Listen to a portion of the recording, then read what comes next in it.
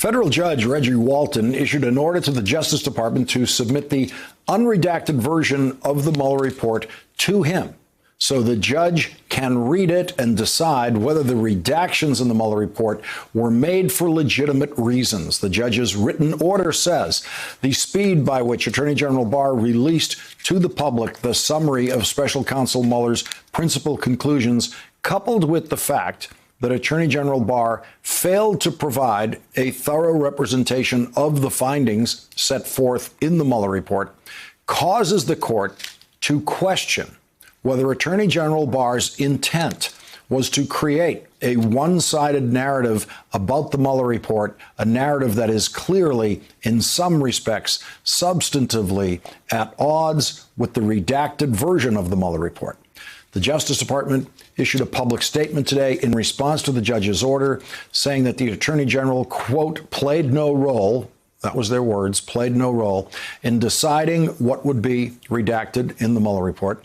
The statement added, the department stands by their work as well as the Attorney General's statements and efforts to provide as much transparency as possible in connection with the special counsel's confidential report. Joining us now is Neal Katyal, former acting U.S. Solicitor General and an MSNBC legal contributor. Neal, this is such an extraordinary opinion to read. Here's a federal district court judge saying, I can't trust the Attorney General. Yeah, Lawrence, I think the word you used was extraordinary. The word I'd use is it's never happened before, ever. There isn't an opinion by any federal judge calling out the Attorney General and saying, you've lost your credibility and I can't trust you anymore. And any attorney, even a non-government attorney, really what they have, their bond is their credibility with the court, their ability to tell the truth and be seen as telling the truth, because law is, after all, just a bunch of words. And as a high-ranking Justice Department attorney, the thing you spend, as I did, every night worrying about is some government official somewhere, some DOJ attorney somewhere in the field might not be telling the truth to a court. Here you got the reverse. You've got the lawyers in the field worried and tagged by the fact that the Attorney General has been misrepresenting things and has lost his credibility and therefore the department's credibility. Because what Judge Walton says, and by the way, Judge Walton is kind of a very middle-of-the-road Republican-appointed judge, not someone to use this kind of language. But what he said is what Barr didn't just destroy Barr's credibility, it destroyed the Department of Justice's credibility more generally.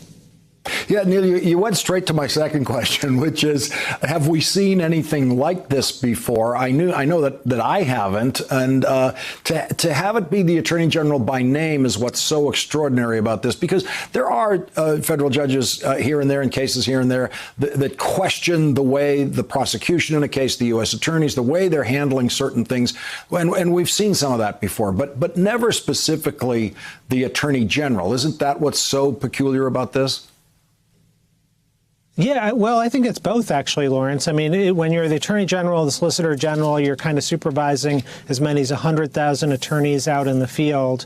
And maybe once a year, twice a year, you'll get a judge who says something about an attorney's credibility or something like that. But nothing like this, even about a line attorney, let alone about the top attorney, a cabinet official, the head of the Justice Department, the Attorney General of the United States. And it's such a sad day, Lawrence. And I'm telling you, just in the last 24 hours, I've gotten calls from a number of DOJ line attorneys just really sickened to their heart about what this is. And look, I think everyone knew last year when the Attorney General falsely summarized the Mueller report just how tendentious and wrong it was. But to now have a federal judge call him out on it, it's hard to stay in the department if you believe in the rule of law.